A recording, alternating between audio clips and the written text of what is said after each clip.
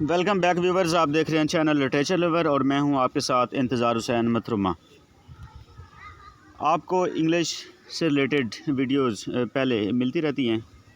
तो आज का जो हमारा टॉपिक है, जिस पे आज की वीडियो बनाने जा रहा हूं, वो है the Faerie Queene as an allegory. Faerie Queene as an allegory जो है, ये बड़ा इंपॉर्टेंट टॉपिक है BS ऑनर के स्टूडेंट्स के लिए और MA इंग्लिश के स्टूडेंट्स के लिए। तो उन स्टूडेंट्स को ये वीडियो एंड तक देखनी पड़ेगी, तभी जाके उनका कंसेप्ट जो है वो क्लियर होगा। तो अगर आप न्यू कमर हैं और आपने चैनल सब्सक्राइब नहीं किया हुआ, तो आप इसको सबसे पहले सब्सक्राइब कर लें, ताकि आपको नेक्स्ट भी जब भी कोई वीडियो अपलोड हो तो आपको मिलती रहे। तो चलते हैं, स्टार्ट करते हैं। Faerie Queene as an allegory. An allegory is a representation of an abstract or spiritual meaning through concrete or material forms। तो ये हमारे पास शॉर्ट सा इंट्रोडक्शन है उसका एलेगरी का। तो सबसे पहले तो आपको एलेगरी को समझना होगा, एलेगरी को अंडरस्टैंड करें कि एलेगरी होती क्या है। Figurative treatment of one subject under the guys of another. It is a device in which characters or events represent or symbolize ideas and concepts. Allegory has been used widely throughout the history of art and in all forms of artwork.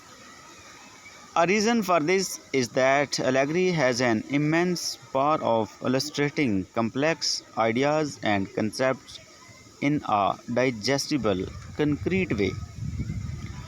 In allegory, a message is communicated by means of symbolic figures, actions, or symbolic representation. It may also be defined as a story with a hidden moral lesson. Its purpose is to convey some moral and religious truth in a delightful way. The readers are instructed and delighted at one and the same time. In the Fairy Queen, there is a fusion of three kinds of allegories. तो यहाँ तक जो बात है वो आपको allegory का जो कंसेप्ट है वो समझाने की कोशिश की है। यानी एलेगरी बेसिकली, एलेगरी का मतलब ये होता है कि आप जो कर रहे होते हैं, आप जो कह रहे होते हैं, आपका एग्जैक्टली वो मतलब नहीं होता, बल्कि आप हिडन मीनिंग्स कन्वे कर रहे होते हैं। यानी आप कह कुछ और रहे होते हैं, लेकिन उसका मतलब जो है वो अपोजिट होता है, उसका मतलब कुछ और होता है। यानी आप जब डायरेक्टली बात नहीं करते बल्कि इनडायरेक्ट करते हैं, तो इसका मतलब आप एलेगरी का सहारा लेते हैं। तो सिचुएशनल एलेगरी भी होती है, जो कि सिचुएशन के हिसाब से होती है। डायलॉग के हिसाब से भी एलेगरी होती है। तो आगे हम देखते हैं कि हमारे यहाँ पे जो फेरी क्वीन है, इसके अंदर एलेगरी का कहाँ कहाँ पे यूज़ हुआ है, कहाँ कहाँ पे इस्तेमाल हुआ है। The good character of the book stand for the various virtues, while the bad characters symbolise the corresponding vices. इसके अंदर, इस स्टोरी के अंदर जो अच्छे करैक्टर्स हैं वो वर्चूज़ को रिप्रेजेंट कर रहे हैं, सिम्बलाइज कर रहे हैं, और जो बैड करैक्टर्स हैं वो वाइसेस को, ड्रॉबैक्स को रिप्रेजेंट कर रहे हैं। The Red Cross Knight represents holiness and Lady Una stands for truth। तो ये आप देखें कि ये हमारे पास जो इसके करैक्टर्स हैं, रेड क्रॉस नाइट, वो किसको रिप्रेजेंट कर रहे हैं? होलीनेस को। और लेडी उना जो है वो ट्रुथ को, goodness and wisdom. Her parents symbolize the human race and the dragon who has imprisoned them stands for evil।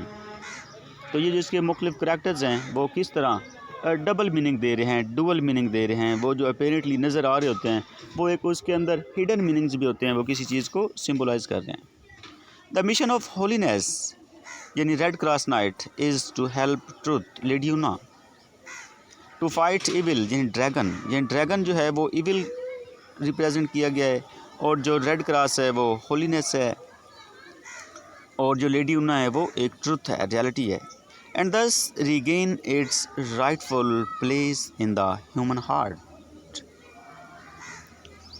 In the course of its mission, holiness has to meet many adventures and fight many evils। Definitely जब आपको holiness के रास्ते पे जाना पड़ेगा तो आपको बहुत से एडवेंचर से, बहुत से डिफ़िकल्टीज से, बहुत से प्रॉब्लम से, मसाइल से गुजरना पड़ता है, आपको फ़ाइट करना पड़ता है। First of all it has to encounter a terrible monster which is error. इन सबसे पहले तो उसको एक मॉन्स्टर से कंपटीशन करना पड़ा, compete करना पड़ा। As long as holiness is helped by truth it can be defeated any of the force of evil. Archimago, the symbol of hypocrisy, succeeds in separating holiness in Red Cross Night from truth, Lady Una। यानी जो evil होती है उसका जो अपना काम है उसने वो भी करना होता है, हिपोक्रेसी। इसलिए हिपोक्रेसी जो है वो बहुत ज़्यादा ख़तरनाक चीज़ होती है, और वो इंसानों को, जो कि गुड करैक्टर्स होते हैं, जो कि अच्छे इंसान होते हैं, होली स्पिरिट्स होती हैं, जो प्योर सोल्स रखने वाले लोग होते हैं, उनको हिपोक्रेसी ही सबसे ज़्यादा लॉस करती है। तो इस करैक्टर के अंदर, इस हमारी स्टोरी के अंदर भी आप देखें तो जो हिपोक्रेसी है उसने उन दोनों को सेपरेट कर दिया था। The Red Cross Knight takes Duessa representing falsehood to be his lady love, and Lady Una wanders forlorn in search of her champion. Holiness, when separated from truth, becomes too weak to resist falsehood. Thus, the Red Cross Knight is now guided by Duessa, यानी falsehood, and is like a puppet in her hands.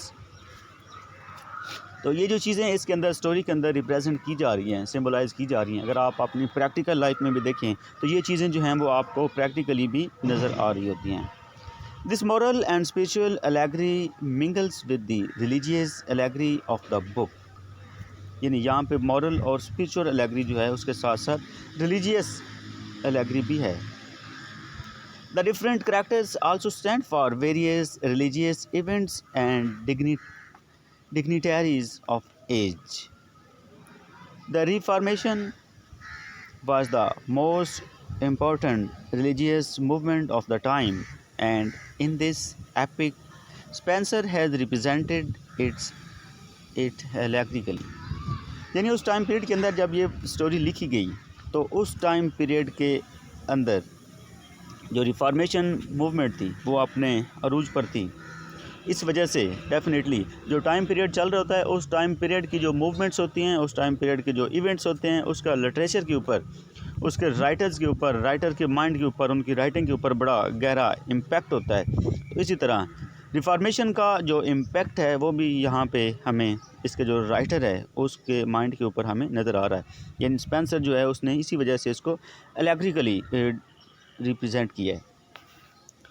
He is all for the Reformed Church of England, which is the only tutor church for him, and against papacy and Catholic Church.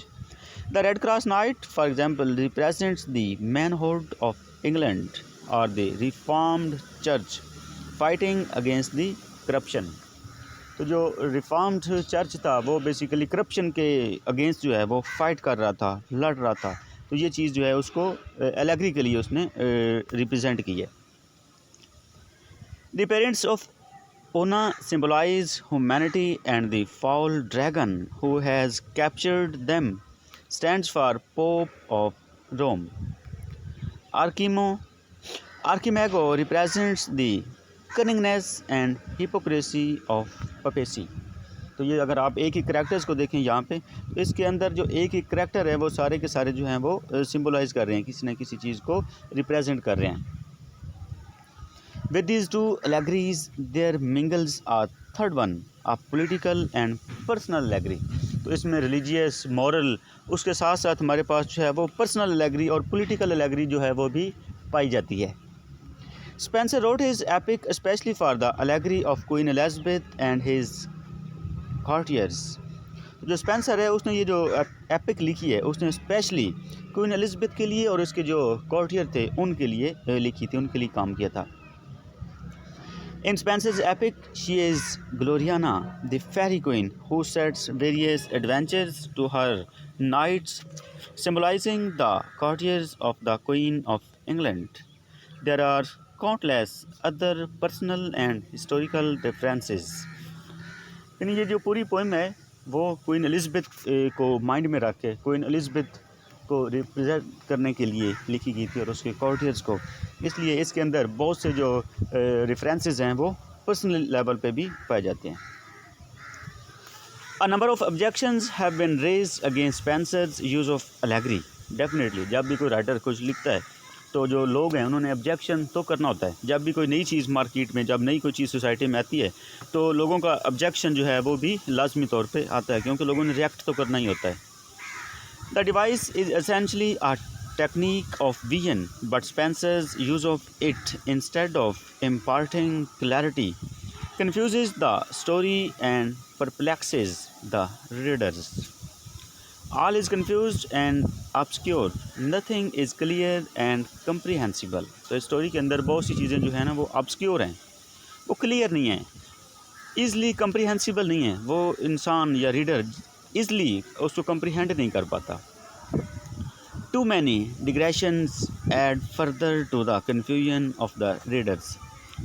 They may impart variety to the epic, but they make the action lose rambling and discursive, and the story incoherent and meaningless. So the didactic purpose of the book is not achieved. तो इसके अंदर जो उसका एक डिडक्टिक purpose था वो achieve नहीं हो सका, क्योंकि उसने स्टोरी को बहुत ज़्यादा कंफ्यूज किया, बहुत ज़्यादा ऑब्स्क्योर कर दिया. जो स्टोरी है वो क्लियर नहीं रही, लोगों को अंडरस्टैंड करने में, कंप्रीहेंड करने में बहुत ज़्यादा प्रॉब्लम का सामना करना पड़ा. उसने बहुत सी चीज़ों को इंटरमिंगल कर दिया, तो इस इंटरमिंगलिंग की वजह से स्टोरी जो है वो कंप्रीहेंड करना ईजी नहीं रहा. As a matter of fact, Spencer is not a poet turned reformer. He is more interested in his art than the teaching of morality. यानी वो सबसे ज़्यादा अपनी मोरालिटी के अंदर, टीचिंग ऑफ मोरालिटी के अंदर उसकी इंटरेस्ट जो है ना वो नहीं था, बल्कि वो आर्ट के अंदर ज़्यादा इंटरेस्ट था, उसका आर्ट के अंदर ज़्यादा दिलचस्पी थी. He used allegory merely because it was the fashion of the day, and a work without it was considered mean and low. It is not for the allegory that we go to him, but for the wonderful, sensuous pictures of beauty that abound in his epic. तो ये हमारे पास जो है वो question था, फेरी Queene as N allegory. तो आपको hopes हो कि ये वाला जो कंसेप्ट है या ये वाली जो चीज़ है वो क्लियर होगी, क्लैरिटी ऑफ माइंड होगी. तो अगर आपने अभी तक चैनल सब्सक्राइब नहीं किया होगा तो आप चैनल को सब्सक्राइब कर लें. तो नेक्स्ट अगली वीडियो में मिलते हैं, तब तक के लिए अपना ख्याल रखिएगा.